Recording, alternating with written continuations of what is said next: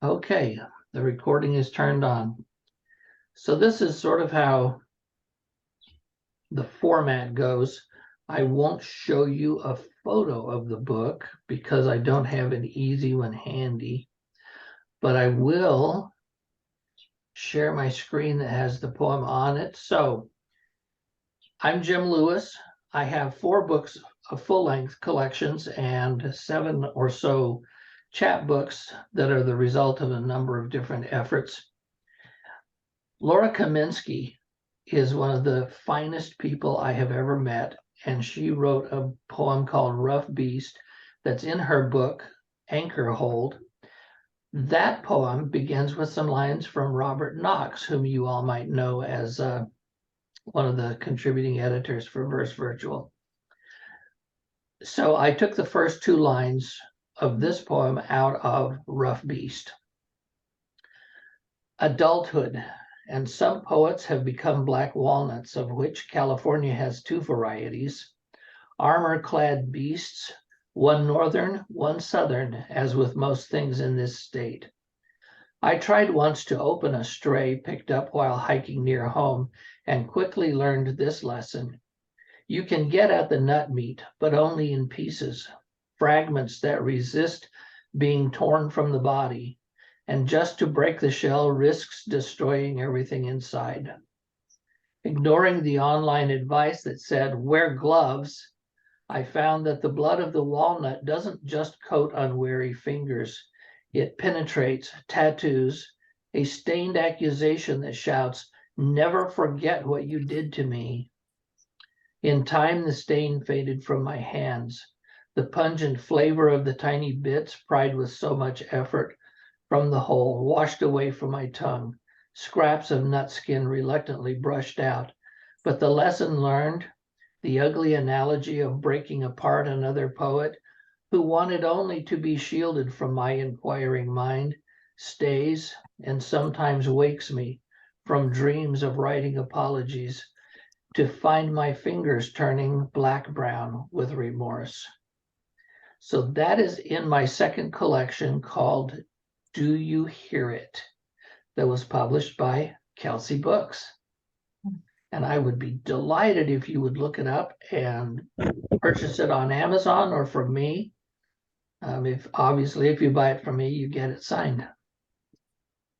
So there we are. That's how that's done. And I will now turn on my timer. Whoa. Oh, that's not fair. You didn't have your timer on yourself? Damn. Were you timing me, Gary? I wasn't, because I'm a timeless guy. And we trust you. All right. Wow. It's never been this hard before. Okay. So the first on our list is Cynthia Anderson. Cynthia, if you are ready, set, go. I am ready. So I just put the information about my book in the chat. Thank you. I'm going to be talking about my 12th book, which came out this spring from Sheila Nagig Editions, and it is called Arrival. And the cover photo, I just want to mention, is by my husband, Bill Dahl. He's a photographer, and it's of Yosemite. And it does set the tone for what's to follow, because this is a collection of poems of mine, both old and new poems, about places that I've lived, places that I've loved, some imaginary places, mythological places. There's lots of different kinds of storytelling in this book about nature and places and encounters backwards and forwards in time. So this month in Verse Virtual, 3 of the poems from this book are up. And Jim also published some others of these poems in the past. So thank you, Jim, for that. You're welcome. And Penelope, who was here, did one of my blurbs. I'm very appreciative to her for that. So I'm I am going to read my poem now, and this is a Haibun, and it's about Ojai, California, a place I lived in the late 70s. I had some idyllic years there in that beautiful valley. So this is a memory, and in a nod to Proust, it's called Temps Perdu. Winter. Time and again, I go to bed early and wake up early. While warm air blows down from the ceiling, I pore through my seed catalog. My eyes widen. What's this listing in the lettuce section? Before I can blink, it's Ojai, 1978, and I'm in the foothills behind the old stone house. Live oaks guard a dappled clearing of native plants and wildflowers, growing profusely after heavy rains. My friend points out a green bounty of miner's lettuce. We pick and eat the sweet, tender leaves, then take home as much as we can carry. All spring, I go back to the meadow and forage, feeding myself from the land. For old time's sake, planting a packet of happiness. That's Good. it. Good. Thank you. Here's the book, and I put the where you can get it in the chat. Thank you. Excellent. I'm flipping back and forth between things so fast here, I've lost my place.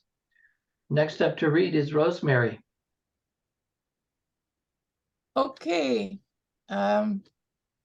let's go for it. The self-marketing. Okay. It's a poem from my book Whistling in the Dark, which has come out as my 6th poetry collection from Kelsey. That was last December in 22. Pardon. And in these, Whistling in the Dark, there are some of my darker poems, or if you like, the weirder ones. Poems where I often wonder about my belief system, the world in general, where I express the thoughts and things that scare me or scared me as a kid, or just stuff from other countries that I found difficult to understand or that opened themselves to me. And the poem I'm reading from it is called Very Near, Where the Birches Grew. Something lives by Nedderston Bridge, not on land, not under the overhanging branches of the weeping willow, but in the dark water, where we used to hang out to learn about fear, where we shrieked and splashed in the fast-moving rivulets, where we imagined the trolls and the fairies falling on us from the willow's confusion, where sunlight barely reached the soft, swashy cushions woven from water plantain and sweet flag and big blue stem. Something is following us. You probably think I made it all up, or perhaps that I'm a true witch's daughter. Don't be so sure. Look now, and you'll see the dark outline of a small, shaggy, undulating shape moving silently below the water. I love it. All right. Next up, Penny. Okay, this is my new book. It just came out, Keeping Time, Haibun, with a nod, Haibun for the Journey. And it's in 3 parts, really. The first 2/3 of it are Haibun that I wrote before the pandemic, but had never been in a book. So now they are. And then the final third is Haibun that I wrote. Some of you may know that I was posting every day for quite a while on Facebook, and I posted the Haibun there. It just is out from Kelsey. And you can get it from Kelsey. You can get it from me if you'd like a signed copy. And just PM me, and you can also get it from Amazon. So it's the first time I've put together a book of only Haibun, which is interesting. I left them out of the book from Kelsey that was 21, which was Stillwater Days, because I decided just to do poems. So the final paragraph in the preface to this book is, which is here, I've organized this collection as a calendar of days, first by seasons of the heart, and then by actual seasons. I hope you enjoy the journey. So I'm going to read the last poem in the book. And if anyone doesn't know that much about Haibun, at the end of the book, I have a tips for writing Haibun page. And basically what it is a prose poem kind of thing, where you insert haiku when the spirit moves you, but the haiku are not supposed to continue the narrative. They're supposed to reflect the mood or the theme. It's kind of like throwing a pebble in a pond and see the ripples. So this, the cover is Southwestern, as you can see, Jim, and it's ravens. And it's also a cover that I found on Unsplash, which Kelsey Books likes us to look for. And they have photographs that are free and photographs that you pay for. And then you just credit the person in the front. So anyway, searching for omens. Migrating across time, ravens have been omens, their raucous bodies dropping from the sky to finish the job on battlefields. And their corvid cousins, the crows, have often brought grim tidings, their coarse claws announcing the death they carry under their wings. For weeks I have been haunted by omens that witness these times, have seen these dark birds circling still. Inverting the toaster, I shake its burnt crumbs into the sink. But now I search for other omens, ones that might bring hope in times of pestilence and war, of senseless slaughter, cruelty, and greed. So I look to the simplicity of this morning's sunlight, the scent of fresh coffee, the miracle of an apple I can slice and pair with cheddar cheese. Blooming again in the neighbor's garden, a widow's rose bush.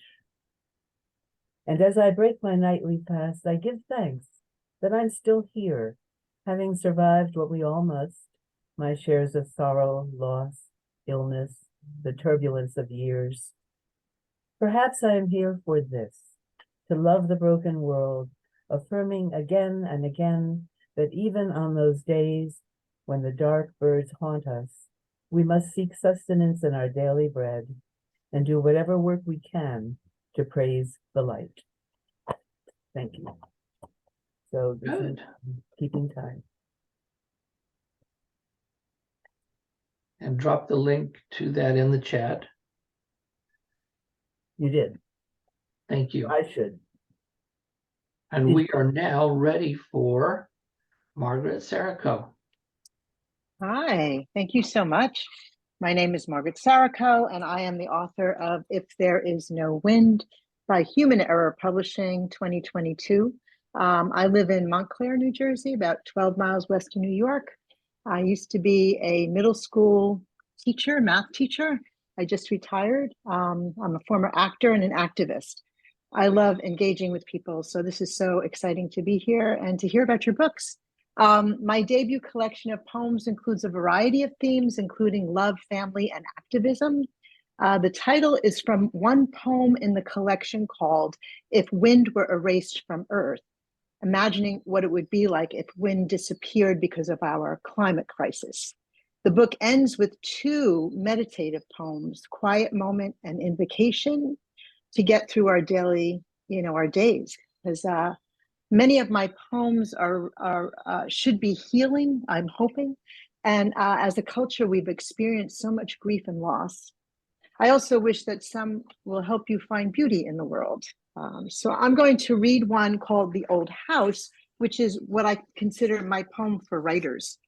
So this is for you. The Old House. The chimney is stagnant.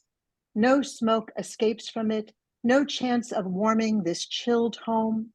Gloom has silenced the trees and keeps the grass from growing green. Shortened brown stalks unevenly brush clappered shingles, while nearby mountains protect and surround the property from a distance against natural light and sounds of life. Scratching and scurrying rodent feet punctuate the muzzled landscape, but one bright solo light cuts through the darkness, burns in the attic where stories told and recanted of the mad women that lived here regenerate from generation to generation. This house is a place where writers dare to seek their characters, hidden in the recesses of the walls, in the attic, and deep down into the basement. Clandestine people and even animals may emerge if you are willing to worry them. Stealthy and concealed, they wait behind cracked brick walls, oozing tales of human tragedy and circumstance. Hush, I whisper, I hear a voice calling to me now. Thank you. Thanks. And I did want to mention that my daughter illustrated the cover. She's a wonderful artist, so people have been talking about their covers. Thank you so much. Thanks, Jim. You are welcome. I did not realize until I got into doing this what a big deal a cover can be. And then to find out how often we turn to people we know for our cover art. I know the cover for my first book was a photograph that I took. Oh my gosh. You didn't come up to anywhere near 5 minutes and I forgot to turn this off. Okay, we are now ready to hear from Marjorie Maddox. Okay, and I'm going to share my screen. And I think it is, it makes sense that I'm going next because I'm going to talk about a book that I collaborated with my daughter. And it was due out from Shanti Arts on Mother's Day. But pre-orders are available on the 25th of April. So I was very excited. There are 18 paintings in this book with my daughter, and then there are a number of other artists from the American Visionary Art Museum, where my daughter and I took a trip, and we particularly went there to see some paintings by Margaret Munch-Lash, who has these wonderful portraits of her daughter that look very innocent when you first see them, but when you look more closely, one portrait is entirely made out of bees, and the other one is entirely made out of maggots. So there's a sense of being a little bit fooled by what's on the surface. And I think that theme comes out a lot in my daughter's work. You can see this painting I actually have in my living room. At first, it looks like a library, but then if you look more closely, it's the top of a building. And she has all these words woven throughout. So I have a number of pantoums in the piece where I weave the words throughout the poem in a repeated manner. But I'm going to read one that's a little bit shorter about creation, both with art and with writing. And I go off of her artist statements quite a bit. So the word swarm has such negative connotation. The first hits on the internet reference a swarm of 55 earthquakes and a step-by-step guide on how to rid your area from swarms of innocence. However, what happens when the word swarm is viewed in a more positive light? And I think this kind of captures some of the leaps we make, both in the art world and in the writing world. Naming creation. From her mouth, letters transform, swarm. Her pursed lips release a kiss of them, explosion of light and swirl that redefines the way words slip from cortex to cochlea. Their circular dip into dance and sense twirls at dusk, borders at night, day, transformed in the swarm. Her letters purse lips, beget articulation, reverse total eclipse until inspiration's bright flash of lights swirls, redefines the way words slip, sparks synapse after synapse after synapse, while hand, brain, memory, insight transforms the letters to warms. Mm. Her pursed lips release painting and poem. No planned script can recreate such abundance of bright swirl that defines the way words slip into meaning. Transmission of firefly blips, igniting the mind's sky with inspiration. To write letters transformed by swarming, purse lips and swirl vision. Like this, redefined words slip from her mouth. And so that's from In the Museum of My Daughter's Mind, my 14th collection of poetry. Excellent. For those of you who are sharing links to your books on Amazon, I'm going to share my screen and show you something that would be very helpful to me. This is my book, Do You Hear It? Down here in the middle of things. Can you see that now? Do you hear it? What I wanted to show is the URL from Amazon. Wow, thank you. Everything after /ref or and ref. Nearly everything on here is worthless in terms of getting to where you need to be. And in this case, everything after that number can be thrown away and it makes the URL much more usable. Mm. But if I go to here, actually click on the book and look at the URL, it will have a /ref. Everything from there to the end can be deleted. And Well, so that's good. the, there we are, ref. From ref out to the end can be deleted. It makes it much easier for me to work with, but do not worry if you've already done that. I know how to strip it out before I post the YouTube. Okay, back to the business at hand, which would be to get Beatriz going.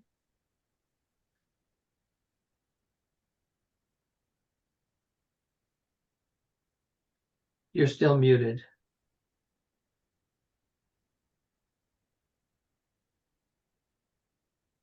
Sorry. Okay, there we go. Hi. Hello, everybody. My name is Beatriz Fernandez. I'm a reference librarian at Florida International University in Miami. And my book is The Ocean Between Us by Backbone Press. And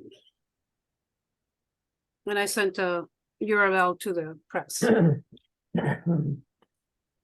This book was published in 2017 by Backbone Press. They're a really good press. I'm almost like advertising them more than the book because they were so sweet to me. The year that it happened, during the time it was being published, my husband had a stroke and he was in the ICU. And it was just a time when they were asking me for blurbs and for cover ideas and all that. And I really couldn't do anything. And they were so nice. Crystal Simone Smith, the editor, did the cover design with a stock photograph.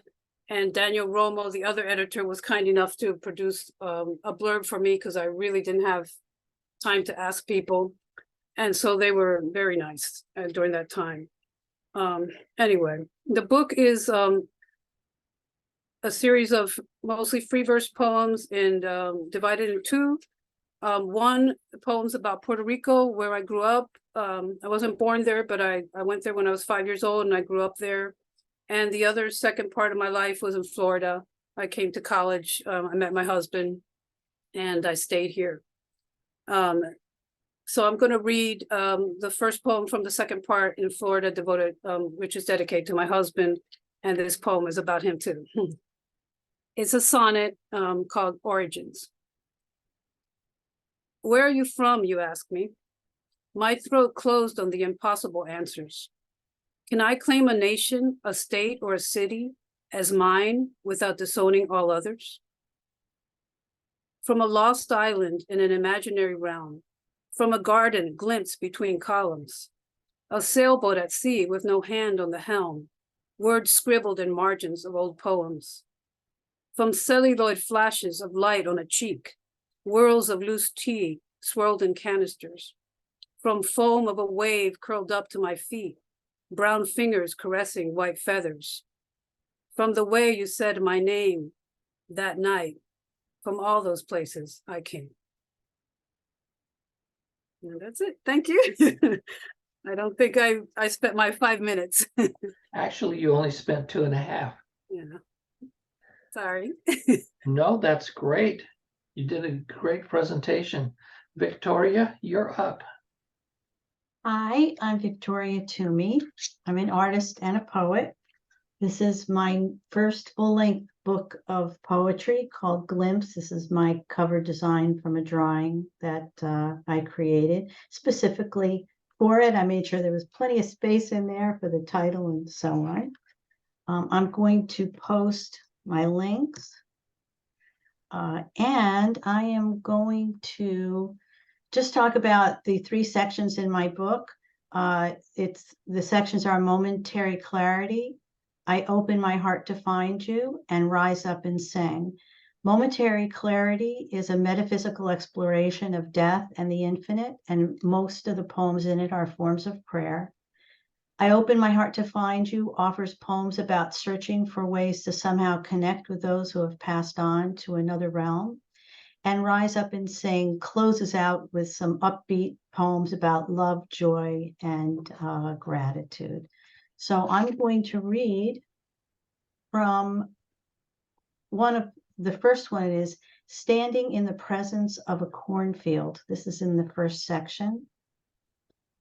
Did you ever find yourself in the presence of a cornfield, summer air cooling in the shade of night? Feel the sky come closer as stars bloomed towards you from their glitter-strewn gardens. Somehow know the tall stalks are speaking their own language, conversing about the urge to grow. And sense in between them a density within the slim darkness, something waiting and aware, inviting you to wade in and stand side by side by side among them, in the midst of their shiny silken threads, their husks and tassels, their honeyed floral scents, where you might raise your arms in imitation, feeling utterly inhabited by certainty of purpose. Be still and entire, alone but not apart, soaked through with what you are. Know that soon, without hesitation, you will all lean as one toward the face of the rising sun.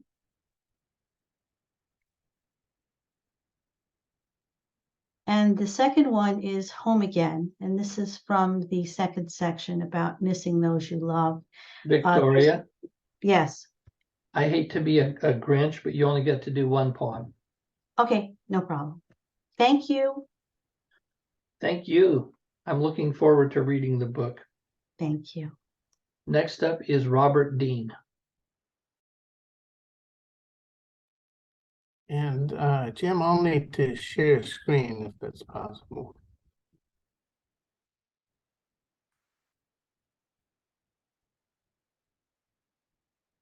Is that, can we do that? Absolutely. Okay, I see it there. Okay, hopefully you've got on your screen a large painting of a windmill. Title of my book is The Aerialist Will Not Be Performing. It's published by Turning Plow Press in 2020. Turning Plow Press is a small press based in Oklahoma, and they were wonderful to work with. The publisher and editor is Paul Bowers. This book is completely ekphrastic. It's 42 texts to paintings by the Chicago artist Stephen Schrader, who's living in contemporary. And the paintings are included in the book, We used one of them for the cover. I own the first one that I wrote to, and I recently got the painting that we used for the cover. This one is titled Windmill. The way it's arranged is you see the painting first, and then the poem follows on the next page. So the painting is titled Nothing Makes It Work by Steve Schrader. The poem is Windmill. And I need different glasses. You see it on the side of the graveled road, traveling north from Highway 4 towards the bones of a town called Hope. You know it, or believe you do, the wind passing its blessing hand over the spiky red-brown heads your grandfather used to call hard red winter. And you thought at first he was talking about a season, only later you figured out he meant his life. Your life, all the lives of all the people he fed, all of the hard red winter people everywhere. And you feel his hand, the ghost of it, passing over your brill-creamed crew cut, the red-brown spikes of it, the hard rubber ridges of a tire as tall as you, cutting into the seat of your Lee jeans, the chug of the John Deere's 4 cylinders pumping air with a rhythm you will only later associate with the perpetuation of life, the sowing of the next generation. Only today, in fact, just you and the Hyundai and the ghost of callous-handed hope. And you wonder who owns it now, when the roof fell in, the barn collapsed, what made you drive up here this particular day, after all the leavings, lawyers, fingers not touching, lips not opening, except to hurl hard red winter words. What do you expect to find here? The summer of your youth is long gone. It walked out the door with Ruth and Emily and Bobby. You turn on the wipers as the sky begins to cry. Exit share screen. And I've already posted, I think, in the chat. Thank you. And thank you, Jim, for doing this. And thank you. Next, we will hear from Ed Ahern. Okay, thank you. Firstly, my apologies for the whatever noise got through. That was our son and grandson from California, and I'm afraid that took momentary priority. My wife has picked up the slack on that, fortunately. The book I'm going to talk briefly about is Questionable Views. It's put out by Finishing Line Press. It's in pre-order right now, scheduled for shipment next month. Let me see if I can't pull that up. There we go. That's the cover, and that is a misleadingly good-looking older gentleman there. And I'll read one poem from it. These poems, there's 21 poems published by 20 different, individually published by 20 different publications, twice by Verse Virtual. Let me pull that down and we will go to the poem. Oh, I posted the link already.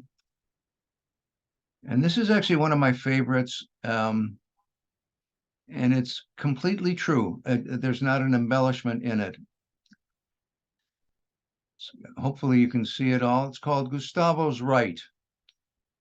He walked onto the harbor beach at sunset, planting a small net on a pole like a guidon, and setting soiled cloth bags around it. Alone on the beach, he began his dance.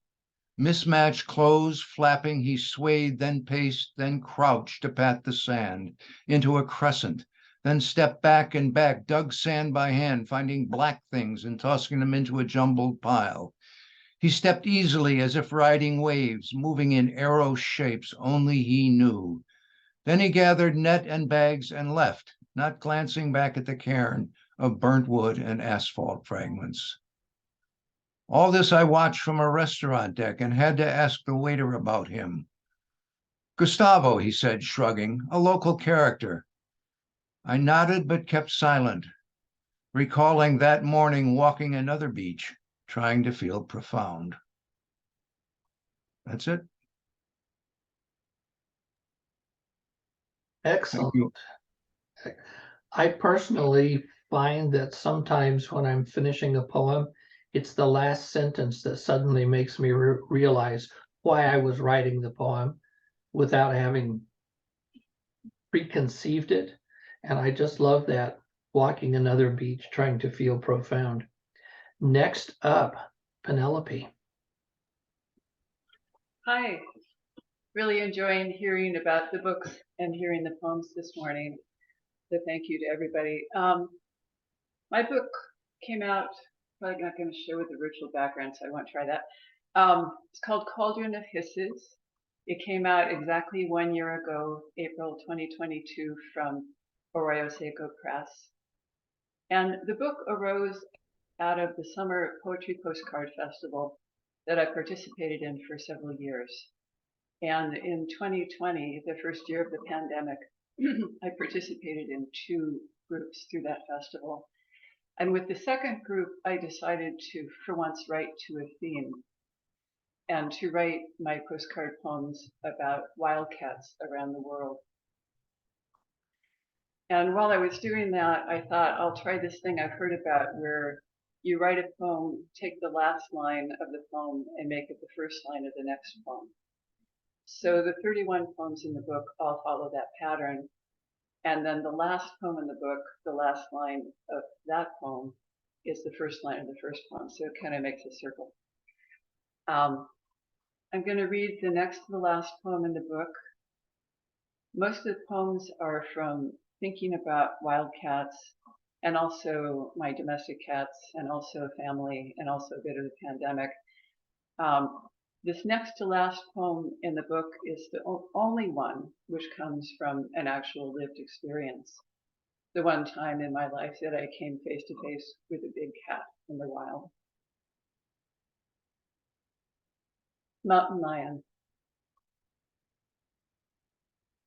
Sometimes when I walk through a cool tunnel of trees, I think of her, the cougar who came quietly to the creek I sat beside, not seeing me, intent on the water pouring from the lake above. At first, she was the slightest flicker in the corner of my eye, tawny fur in tawny grass. Enough vision for one lifetime. May she stay away since she came once. May she let me pass beneath these trees. May we live our separate lives.